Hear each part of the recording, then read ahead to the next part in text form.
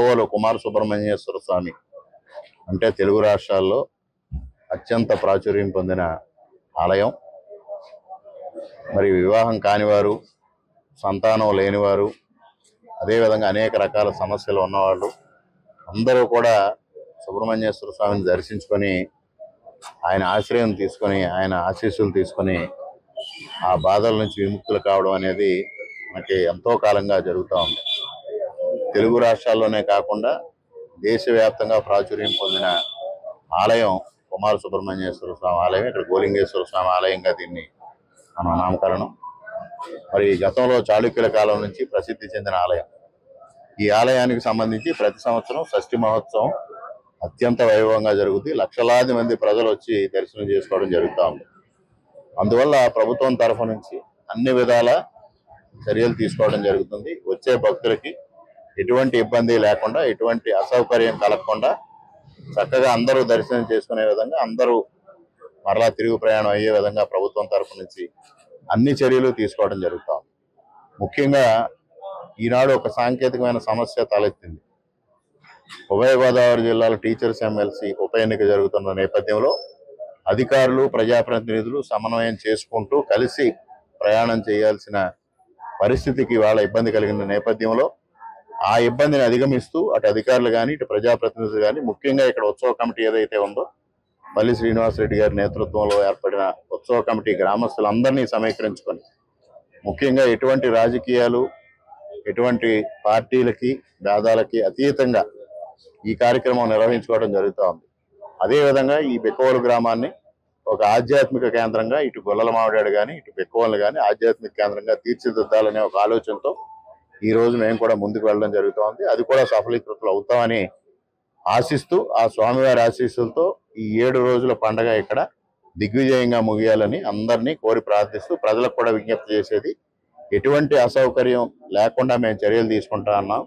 మీరు కూడా ప్రభుత్వానికి, ఉత్సవ కమిటీకి సహకరించమని విజ్ఞప్తి చేస్తాం. చాలా పురాతనమైన టెంపుల్. అప్పటి నుంచి కూడా ఇక్కడ ఉండే ప్రజలు ఎంతో భక్తిభావాలతో దాన్ని రక్షించుకుంటూ, ఆ టెంపుల్ ని ప్రొటెక్ట్ చేసుకుంటూ ప్రతి సంవత్సరం వైభవంగా పండగ చేసుకుంటున్నారు. చాలా విశిష్టమైన పండగ ఇక్కడ జరుగుతుంది.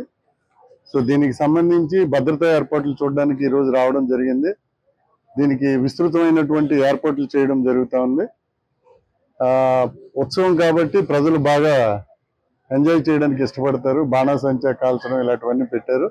కాబట్టి ప్రజల ధనమాన ప్రాణాలకు ఎటువంటి ఇబ్బంది లేకుండా ఉండే విధంగా పోలీసు వారికి సహకరించి ప్రజలు చక్కగా సంతోషంగా పండుగ జరుపుకోవాలని మా అభిలాష.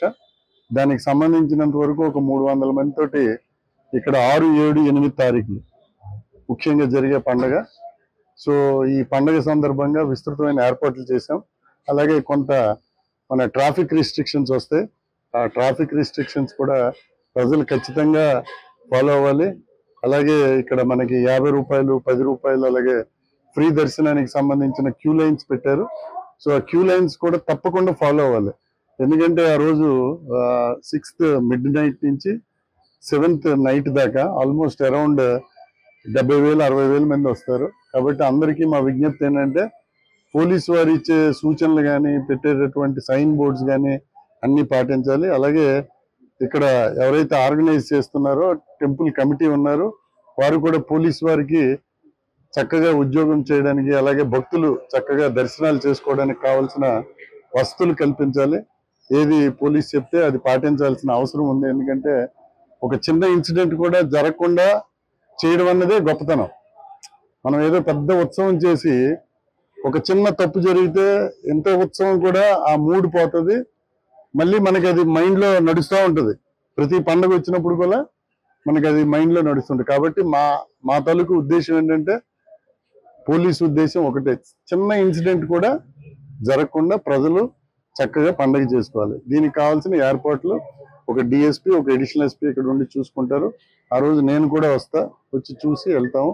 అలాగే ఫైర్ క్రాకర్కి సంబంధించి కొన్ని ప్రికాషన్స్ ఇప్పుడే చెప్పాము కమిటీ వారికి, అలాగే ఇన్స్పెక్టర్ గారికి కూడా వెరిఫై చేయమని చెప్పాము. దాని ప్రకారం చూసి ప్రజలకు ఎటువంటి ఇబ్బంది లేకుండా, ఆ చుట్టుపక్కల నివాసం ఉండే ప్రజలకు కూడా ఎటువంటి ఇబ్బంది లేకుండా చూస్తారని కోరుకుంటున్నాం. బిక్కవోలు గ్రామం ఇది కాకినాడ రాజమండ్రి మార్గ మధ్యలో ఉంది. ఇది ఇది ఇక్కడ విశేషం ఏమిటంటే కుమార సుబ్రహ్మణ్యేశ్వర స్వామి బ్రహ్మచారిగా ఉండడం అత్యంత విశేషం. మనకి ఈస్ట్ గోదావరి, వెస్ట్ గోదావరి, కృష్ణా జిల్లా 3 తప్పితే పళని వెళ్ళాలి. అంతవరకే కుమార క్షేత్రాలు 2 ఉన్నాయి. ఇక్కడ కుమార సుబ్రహ్మణ్య స్వామిగా ప్రతి సంవత్సరం కూడా మార్గశిర శుద్ధ షష్ఠి లగాయతు 6 రోజులు ఈ ఉత్సవాలు పూర్తి చేస్తారు. కాబట్టి ఇక్కడ కుమార సుబ్రహ్మణ్య స్వామి అన్నది ఆలయ గర్భాలయంలో గణపతి, వీరభద్రుడు, అలాగే గోలింగేశ్వరుడు, పార్వతీదేవి, సుబ్రహ్మణ్య స్వామి పాంచానిక అంటే పంచాయతనంతో ఈశ్వరుడు అందరూ శివకుటుంబం అంతా కూడా ఒకచోటే ఉన్నారు. ఇక్కడ సుబ్రహ్మణ్య స్వామి ఉన్న చోట స్వామివారు ఉన్న ఎడమ భాగంలో స్వయంభూంగా వచ్చినటువంటి పుట్ట ఇప్పటికీ పూర్వం నుంచి కూడా అక్కడే ఉంది. అది పౌర్ణమి, అమావాస్య మధ్యలో పైకి ఎదుగుతూ ఉండడం అలా క్రమేపీ కిందకి భూస్థాయి తగ్గుతున్నట్టుగా కనబడుతూ ఉంటుంది. అలాగే ఈ సుబ్రహ్మణ్య స్వామి షష్ఠి అన్నది మనం ఇక్కడ బ్రహ్మచారి కనుక మనం పుట్టినరోజు వేడుకలు ఎలా అయితే చేసుకుంటామో అట్టి విధంగానే ఇక్కడ బాల్యంలో ఉన్నాడు కనుక స్వామి అత్యంత వైభవంగా 5 రోజులు కూడా ఉత్సవాలు జరుగుతాయి. ఇందులో భాగంలో స్వామి ఇక్కడ సంతానకారకుడిగా పేరు ప్రసిద్ధి చెందే ఉన్నాడు. ఈ దేవాలయం మనకి 8-9 శతాబ్దం మధ్యలోది. ఇక్కడ ఆ పుట్ట మీద ఈ సంతానం వరకు వచ్చినటువంటి ఆడవాళ్ళందరూ కూడా నావల చీర అనేది తెచ్చుకుంటూ ఉంటారు.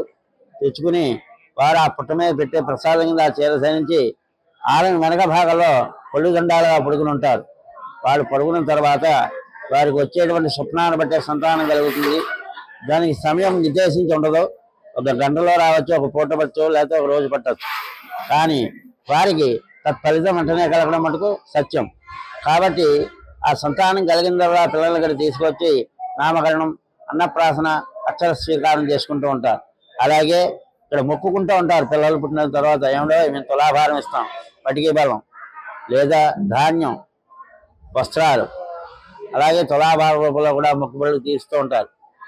ఇక్కడ మనకి ఈ తూర్పుగోదావరి జిల్లాలో ఈ కుమార సుబ్రహ్మణ్య స్వామి ఉన్న క్షేత్రంలో అత్యంత వైభవంగా ఈ వేళకి కూడా పూర్వం నుంచి ఈ రోజుకి కూడా పూర్వ పద్ధతి ప్రకారం ఈ ఉత్సవాలు జరగడం అవుతోంది. అందరూ కూడా భక్తుల సహకారము మరియు గ్రామస్తులు, దేవాదాయ ధర్మాదాయ శాఖ వారు కూడా ఇందులో పాల్గొంటారు. మరిన్ని వీడియోస్ కోసం ఛానల్ ని సబ్స్క్రైబ్ చేయండి. లేటెస్ట్ అప్డేట్స్ కోసం వాట్సాప్ ఛానల్ ని ఫాలో అవ్వండి. అండ్ లింక్ డిస్క్రిప్షన్ లో ఉంది.